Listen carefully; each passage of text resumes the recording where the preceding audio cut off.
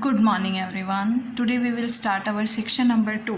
So section number 2 की जो हमारी फर्स्ट थ्योरम है वो क्या है? देखो फर्स्ट थ्योरम क्या कहती है कि E अगर let E be a measurable set with measure of E is finite and sequence fn is a sequence of measurable functions defined on E.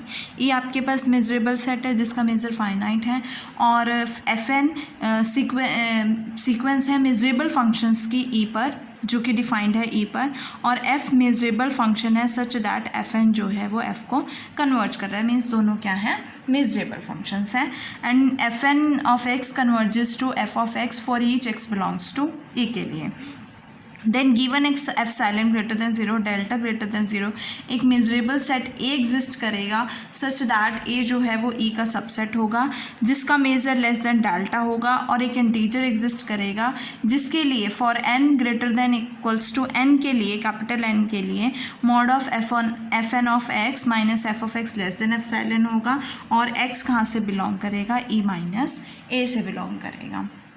Now let us prove this. So prove करने के लिए हम define करते लेते हैं. Let us define the sets. हमने एक sets define किए हैं जी एन किस तरह के हैं कि उसमें वो एक्स हैं जो ई से बिलोंग कर रहे हैं such that mod of F N of x minus F of x जो है वो किससे ग्रेटर दैन इक्वल्स टू है? एप्सिलॉन से ग्रेटर दैन इक्वल्स टू है.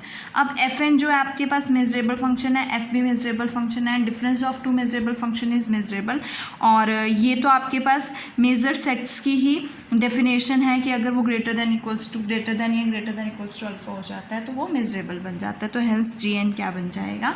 मेजरेबल बन जाएगा. तो ईच जी एन हमारे पास क्या होगा? मेजरेबल होगा. So we can say that each G N is measurable. Now each G N is measurable. तो मैंने एक और जी एन से एक सेट बना लिया ई के सच दैट कि इन सब की यूनियन जो होगी जी एन्स की union N is equal to K से इन्फिनिटी तक.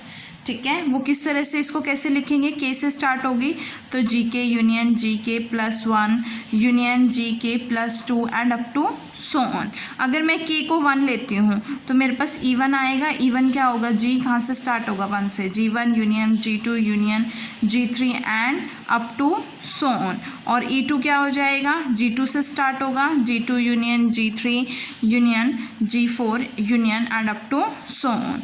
और E3 आपका 3 से स्टार्ट होगा तो क्या बनेगा? G3 union G4 union G5 union and up to so on. Now हमारे पास क्या है? देखो इस तरह से अप टू सो ऑन आपके पास ई के प्लस 1 की वैल्यू क्या है? ई के प्लस 1 की वैल्यू क्या बनेगी? जी K plus 1 union G K plus 2 union G K plus 3 and up to so on. और यहाँ से आपको पता लग रहा है कि हर एक ये जो है ई के वो किस में कंटेंट हो रहा है? ई के प्लस 1 किस में कंटेंट है? ई के में कंटेंट है. देखो ये वैल्यू किस में कंटेंट है? इसमें कंटेंट है, ये इसमें कंटेंट है. इसी तरह से किस तरह की सीक्वेंस बन रही है? डिक्रीजिंग सीक्वेंस बन रही है. और इस सीक्वेंस से हमारे पास क्या है? Clearly we can say that कि E k plus 1 is contained in E k and hence sequence, therefore sequence E k आपके पास कैसी सीक्वेंस है? Is decreasing sequence. अब हम एब्जॉर्व करते हैं कि देखो एक चीज़ और है कि अगर मैं कोई भी x लेती हूँ e से, for each x belongs to e, अगर मैंने कोई भी x लिया है e से, हर एक x के जो ई से आ रहा है उसके लिए कम से कम इनमें से कोई एक सेट ज़रूर होगा, इनमें से कोई ई के ज़रूर होगा जिससे वो बिलोंग नहीं करेगा. ये हमेशा जो है कंडीशन सेटिस्फाई करेगी कि for each x belongs to, जितने भी आपके पास पॉइंट्स ई में हैं उन सभी पॉइंट्स के कॉरस्पॉन्डिंग एक ना एक ई के सेट ज़रूर आएगा जिससे वो पॉइंट जो है बिलोंग नहीं करेगा.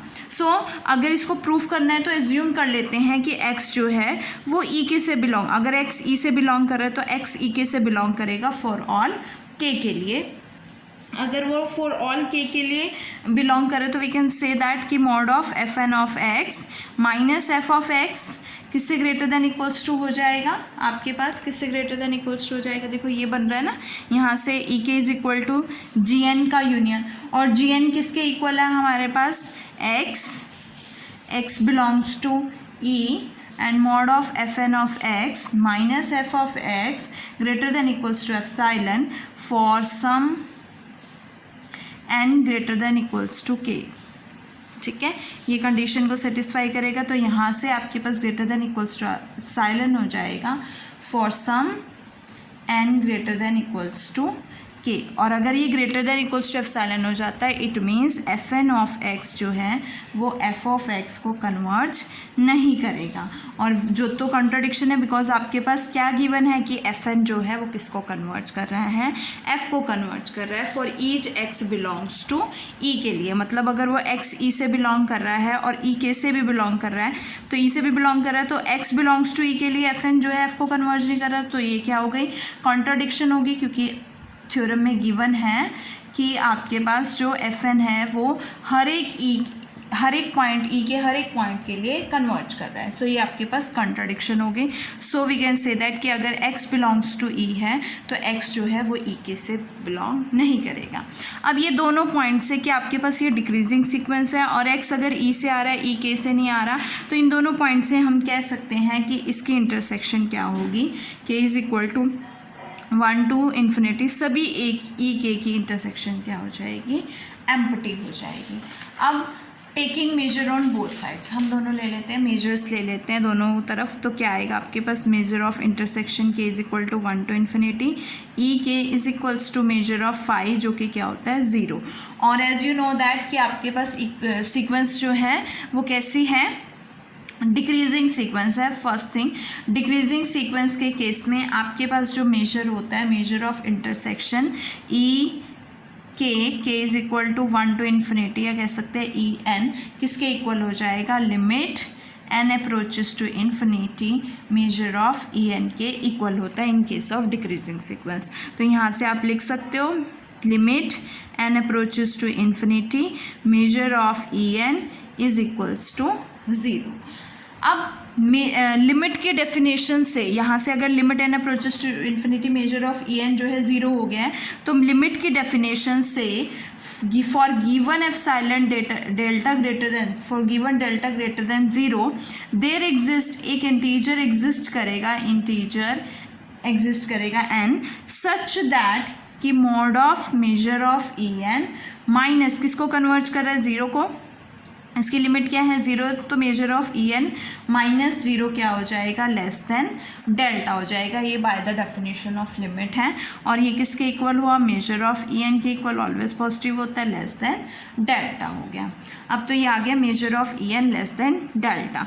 और ई एन हमने क्या लिया, लेट ई एन को हमने ए कंसिडर कर लिया, let A is equals to E N. तो यहाँ से हमारे पास मेजर ऑफ ए क्या हो जाएगा, is equals to measure of En, that is less than delta, so measure of A is less than delta आएगा। अब हमारे पास मेजर ऑफ ए जो है वो लेस देन डेल्टा हो गया। और ए किस में कंटेन कर रहा है हमारा, A is contained in E. So there exists a set, there is a measurable set A exist कर रहा है contained in E, जिसमें measure of A क्या है, less than delta है और integer n such that, अब हमें ये शो करना है। So इसके लिए A is contained in E। आपके पास जो A सेट है वो क्या है, ए सेट हमारे पास, ए सेट में हमारे पास वो एलिमेंट्स है जिसमें mod of F N of x minus F of X greater than equals to epsilon है। तो इसका कॉम्प्लीमेंट क्या बनेगा, ई माइनस ए, इसका कॉम्प्लीमेंट बनेगा ना X belongs to E mod of F N of x minus F of X greater than equals to epsilon for all N greater than equals to N के लिए। और इसका complement क्या हो जाएगा, एक्स बिलोंग्स टू, हमारे पास क्या बनेगा, एक्स बिलोंग्स टू क्या बनेगा, ई माइनस ए हो जाएगा। और इसका कॉम्प्लीमेंट किससे लेस देन हो जाएगा, एप्सिलॉन से। So we can say that कि mod of F N of x minus F of x less than epsilon होगा फॉर ऑल एक्स, कहाँ से आएंगे आपके पास, ई माइनस ए से आएंगे, and for all n greater than equals to n। So आपके पास एक मेजरेबल सेट E भी आ चुका है जो कि सबसेट है E का, और मेजर ऑफ A क्या है, लेस देन डेल्टा है, और mod of fn of x minus f of x less than epsilon है for all x belongs to E minus A के लिए and for all n greater than equals to n के लिए।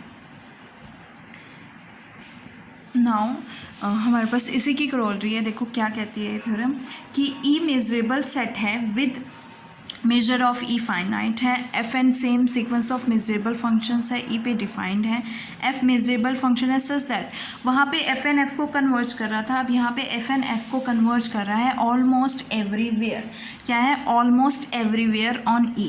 सो as you know that, मैंने आपको बताया था कि ऑलमोस्ट एवरीवेयर का मतलब क्या होता है कि एक प्रॉपर्टी को हम ऑलमोस्ट एवरीवेयर कब कहते हैं ऑन अ सेट, कि सपोज आपके पास कोई सेट S है, तो अगर उस सेट के जो पॉइंट्स है वो पॉइंट्स जहाँ पे वो प्रॉपर्टी फेल हो रही है और उसका मेजर क्या है, ज़ीरो है, वो पॉइंट्स जो होंगे हमारे पास क्या बनेंगे, ऑलमोस्ट एवरीवेयर की प्रॉपर्टी को सेटिस्फाई करेंगे अगर set of those points of S जहाँ पे वो प्रॉपर्टी जो है वो फेल हो रही है और उसका मेजर क्या है, ज़ीरो है, then we can say that f N converges to F almost everywhere. So यहाँ पे एफ एन जो है, सबसे पहले हम इसमें लास्ट थ्योरम शो करेंगे, उसके बाद जैसे कि हमें गिवन है कि एफ एन जो है वो एफ को ऑलमोस्ट एवरीवेयर कन्वर्ज कर रहा है, इट मीन्स कि वो पॉइंट्स जहाँ पे एफ एन जो है एफ को कन्वर्ज नहीं करेगा, उस पॉइंट्स का जो सेट होगा उसका जो मेजर बनेगा वो क्या होगा, ज़ीरो होगा। तो वो पॉइंट्स कौन से होंगे, एक्स, वो पॉइंट्स E के जहाँ पे एफ एन जो है वो एफ को कन्वर्ज नहीं कर रहा है, इस सेट का जो मेजर बनेगा वो क्या होना चाहिए, ज़ीरो होगा। इसे हम क्या कहते हैं, अगर ये प्रॉपर्टी सेटिस्फाई है तो इट मीन्स कि F N converges to F almost everywhere. Means अगर एफ एन एफ को ऑलमोस्ट एवरीवेयर कन्वर्ज कर रहा है तो वो पॉइंट्स जहाँ पे एफ एन एफ को कन्वर्ज नहीं कर रहे हैं, उन पॉइंट्स का जो सेट बनेगा उसका मेजर क्या होना चाहिए, उसका मेजर क्या हो जाएगा, ज़ीरो हो जाएगा। सो लेट दिस सेट भी मैंने क्या ले लिया, इस सेट को एफ कंसिडर कर लिया।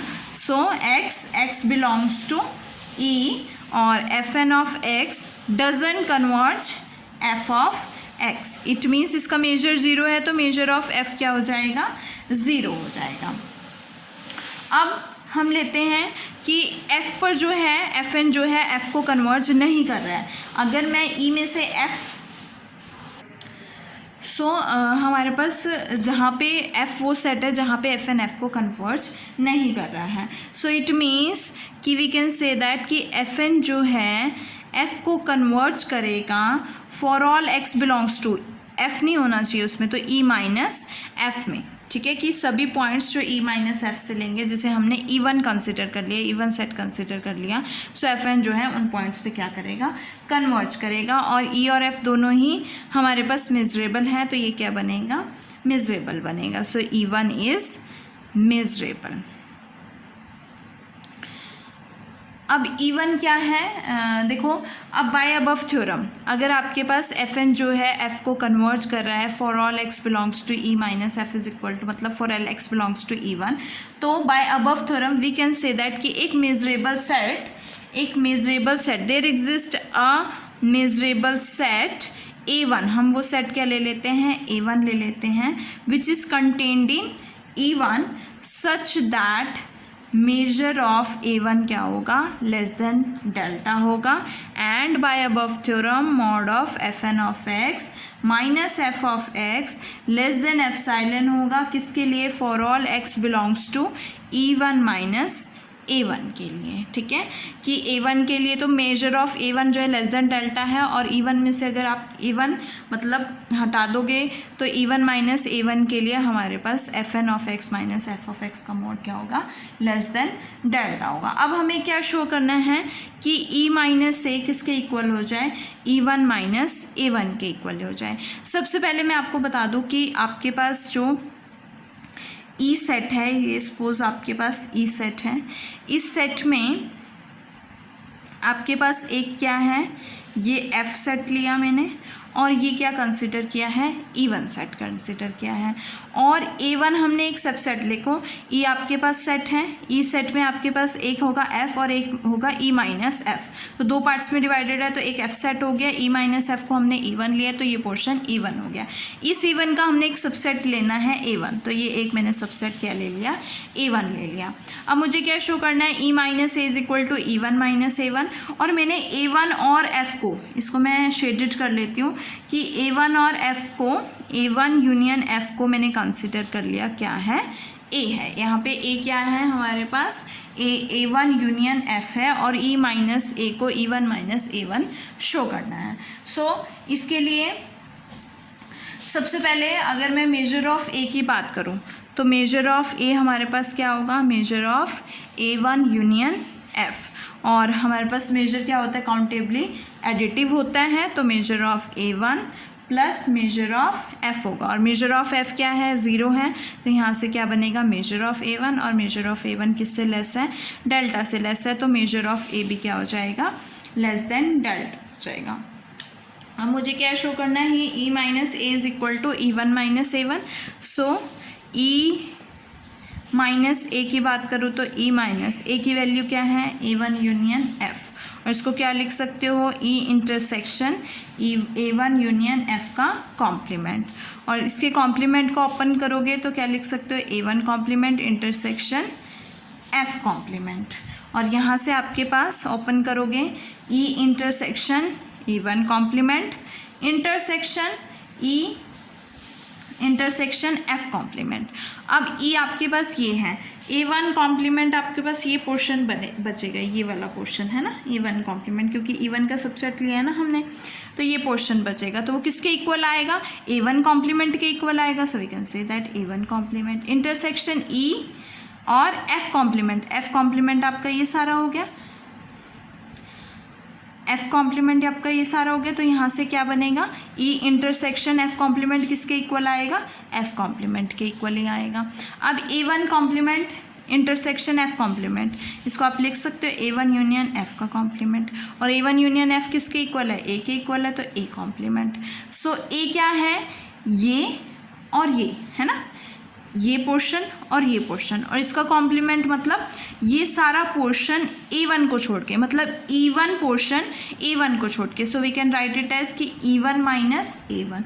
सो E माइनस A की वैल्यू क्या हो गई, E1 माइनस A1 हो गई। सो ये थ्योरम प्रूफ हो जाती है कि measure of A less than delta हो गया, और अगर x belongs to E1 minus A1 है तो इट मीन्स कि and mod of Fn of x minus f of x less than delta होगा for all x belongs to E minus A and for all n greater than equals to n के लिए। इसके साथ आपकी ये theorem खत्म होती है, और नेक्स्ट वीडियो में हम इगारफ थ्योरम करेंगे।